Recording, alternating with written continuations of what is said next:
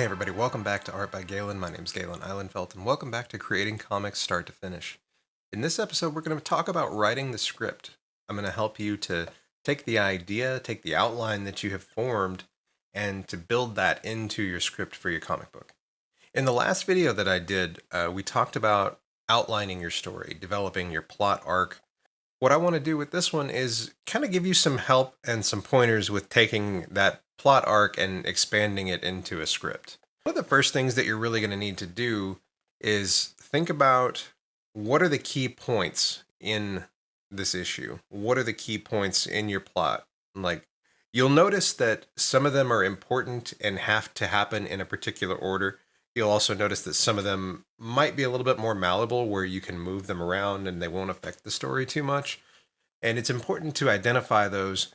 That way, as you're arranging the scenes in your book and putting them in page order, you can better control the pacing of your book.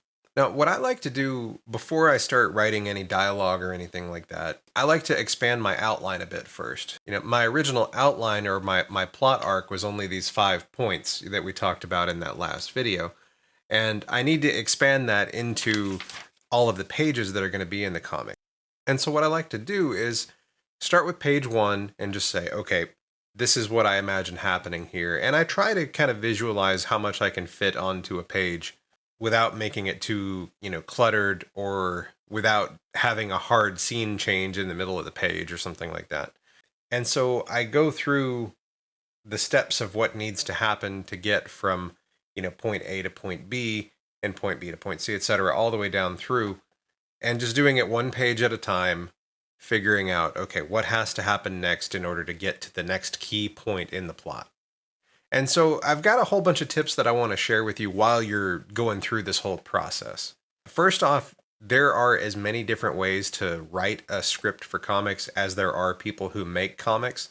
So don't feel too pressured to make it a particular way. I'm going to show you some examples here of ways that you can lay out your scripts. I'm going to show you like an example of the very first script for Baku Dreamwalkers #1 that I did.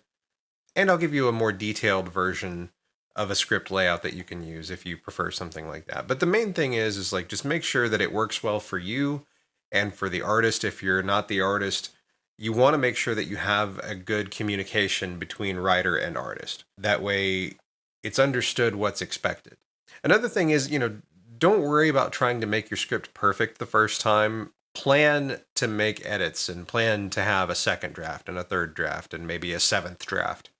This way you're not surprised when it comes time to make these edits and to make newer versions of your scripts. The key thing here, and we mentioned it in the last video as well, is that you can edit a unfinished or a bad script. You can't edit a blank page. So just, write it down. Don't worry about it. If it's not perfect, move it around, come back to it and look at it after you finish it, see how it feels, one thing at a time. Another thing you need to do is keep page counts in mind.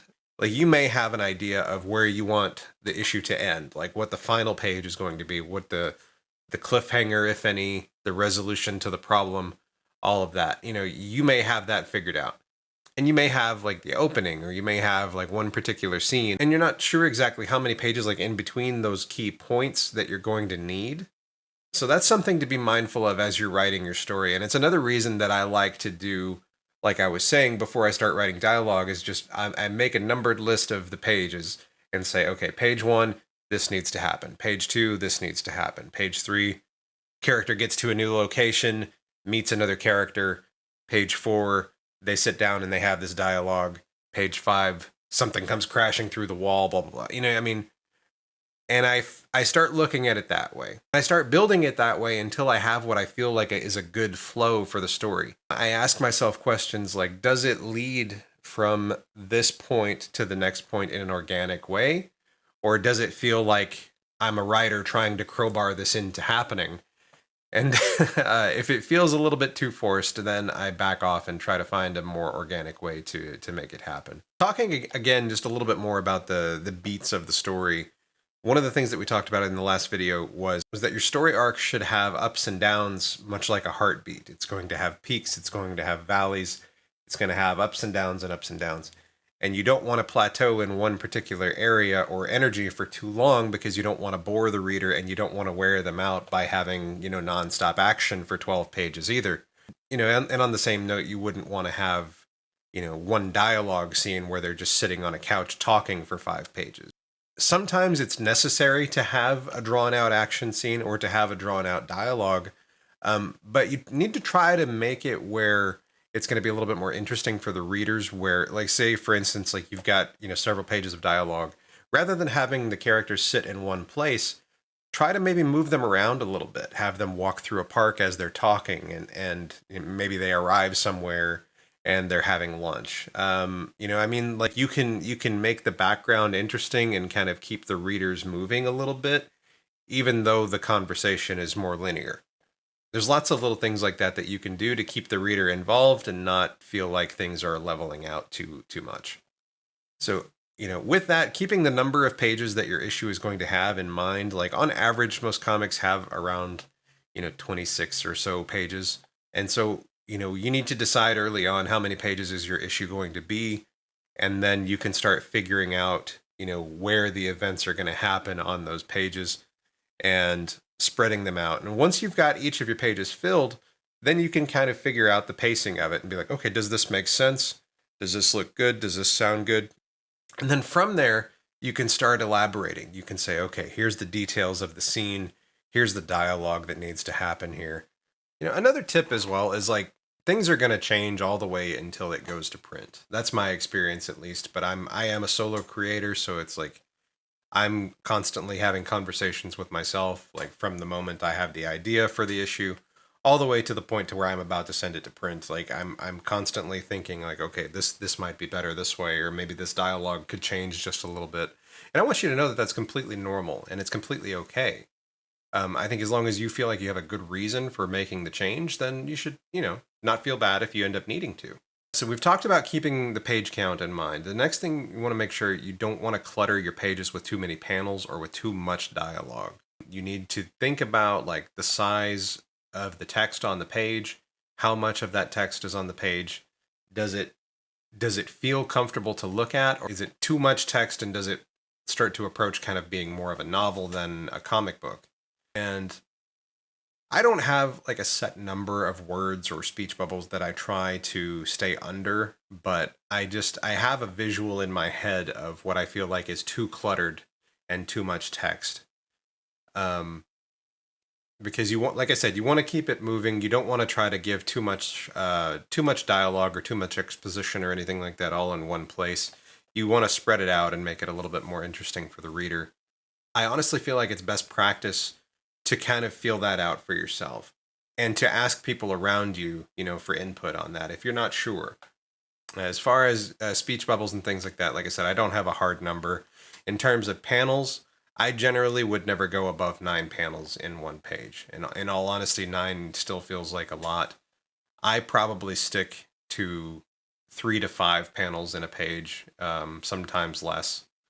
But that's just my own preference. As I said, there are as many ways to make a comic as there are people who make them. Another tip that I'm going to give you is, whether you're working with another artist or if you're like me and you draw and write the comic yourself, write your script with the artist in mind. If you're working with another artist, you want to convey to them what you want on the page. You want to write down details about, okay, this is what time of day it is, this is the setting, we're outside, we're inside, it's a far away shot, or it's a close up shot, something a bit more emotional. Speaking of emotions, like maybe a character has a particular expression or something like that, any clothing details and things like that. You want to write these things down that way that the artist understands what needs to be there. And that's kind of the key there, is, does it need to be? If it doesn't need to be, then try not to overdo it. I think, especially if you're working with another artist, you don't want to give them too much. You want to allow them some creative freedom with it as well, something that they can have fun with doing, rather than trying to decipher a page of your script into, one panel of their drawing. And if you're writing with yourself as the artist, it's good to make sure that you get your ideas down and your future self knows what your current self is thinking as far as what needs to be on the page. It's okay to make it, more than enough detail for yourself, because, when it's you, you're free to make changes and things, and you know what the intention was. And so just be mindful of whoever's drawing the comic, even if it's yourself when you're writing your scripts. The next thing that we need to talk about is continuity, and that's continuity between panels, between pages. And we're going to use this example. For instance, if a character is shown sipping a cup of coffee on page 7, but they didn't have it for the last 3 pages, where did it come from? You need to be consistent. If there is an item that's there that's important, you need to make notes of that in the script so that it's there for continuity.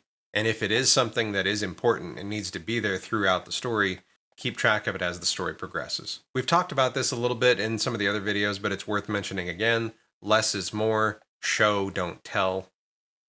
Remember, this is a comic book. We do use words, we do use dialogue, but it is a visual medium. If there are things that you can say with the artwork, do it that way rather than trying to do it with text or with dialogue. Another good thing to think about when you're writing the dialogue in your book is that your characters need to kind of have their own voice. Even people like with the same accents and similar sounding voices, they're going to have a different way of speaking. And humans rarely ever speak perfect English. We say things that are grammatically incorrect. We use slang terms and things like that. And what I find really helps me when I'm writing my dialogue is I read it out loud. And something about hearing what the characters are saying helps me to see whether or not it's something that's believable, or if it sounds like something that character would actually say. It seems like an obvious bit of advice, and I assume that most people know this, but it is worth mentioning just in case. Keep your characters' temperament and attitudes in mind when you're writing the dialogue. Keep in mind their core personality, how would they speak in general, and also try to keep in mind what are they going through at the moment. Like if it's a stressful time, that should be reflected in the way that they speak, unless they have, just incredible self-control. But just consider what your characters are going through when they're saying the words they're supposed to be saying. I'd like to take a quick moment and thank our sponsor, Comics Wellspring, and thank anybody who has supported me by buying my books, Baku Dreamwalkers. I have 3 issues out now. If you have picked up any of the physical copies or the sketch cover copies that I've had done, they have all been printed by the sponsor, Comics Wellspring. Their quality is awesome. Their colors are awesome. They do much more than just comics, although with comics they do many different paper styles and cover styles. You can do foils, you can do sketch covers, as I said. They do things like trading cards and stickers and booth gear for conventions and things. I've also got a new thing that I had done with them just recently, and that is the Creating Comics Start to Finish workbook. This is something you can get at cwsbookstore.com. There's a link down below if you'd like to get one for yourself. This is something that I made to go along with this series. In the front, it's got some pages of tips and information as far as getting started, and then you've got pages for planning your characters and sketching your covers out, and then you've got a whole bunch of pages for actually sketching out your comic book, along with plenty of room to write out dialogue and notes about the pages and things like that. And it's a nice way to kind of keep it all in one place and follow along with the series. Thank you so much for watching this. I hope you're enjoying this series so far. If you have any input or any questions or anything, please feel free to leave me a comment down below. If not, check out some of the other videos in the series, and I look forward to seeing you in the next one. And until next time, keep creating and take care.